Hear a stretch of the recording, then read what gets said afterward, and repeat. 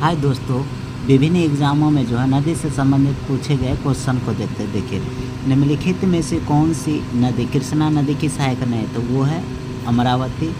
निम्नलिखित में से कौन सी नदी कच्छ के रण में समाहित हो जाती है? वो लूनी नदी। कौन सी नदी? लूनी नदी।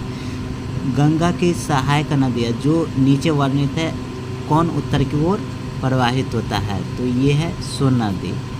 भारत में डेल्टा बनाने वाली नदियाँ तो गंगा, महानदी और नर्मदा, ये जो है नहीं बनाती है। नर्मदा ताप्ती ने बनाती है। कावेरी, गंगा और महानदी हो जाएगा। भागीरथी और अलकनंदा गंगा में कहाँ मिलती है? तो देवप्रयाग में मिलती है। सुंदरवन डेल्टा का निर्माण करने वाले, तो सुंदरवन डेल्टा का निर्माण कौन करता है? गंगा और ब्रह्मपुत्र नदी करता है। सिंधु नदी का उद्गम स्थल मानसरोवर झील। गोदावरी नदी कहाँ से होकर के बहती है? तो महाराष्ट्र, तेलंगाना और आंध्र प्रदेश से होकर के बहती है। निम्नलिखित में कौन सी प्रायद्वीपीय भारत उपरांत में से निम्नलिखित में से कौन सी नदी प्रायद्वीपीय पठार उपरांत से नहीं निकलती है? तो ये कौन सी नदी हो जाएगी? ये हो जाएगी सोन नदी।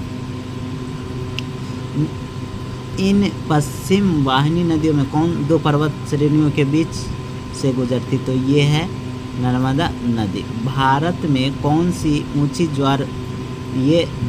ज्वार भित्ति वाली नदियां हैं? तो ये कौन सी हो जाएगी? तो इसका आंसर जो है आप लोग कमेंट में कीजिएगा। बेतवा नदी कहाँ मिलती है? बेतवा नदी कहाँ मिलती है? तो बेतवा नदी जो है यमुना नदी में मिलती है। कहाँ मिलती है? यमुना नदी में मिलती है। नेक्स्ट क्वेश्चन लास्ट है, निम्नलिखित में से कौन सी नदी अपने मार्ग परिवर्तन के लिए कुख्यात है? तो वो कौन सी है? वो कोसी। भारत में सबसे ऊंची ज्वार भित्ति वाली कौन सी नदी है? तो वो कौन सी नदी है? हुगली नदी है।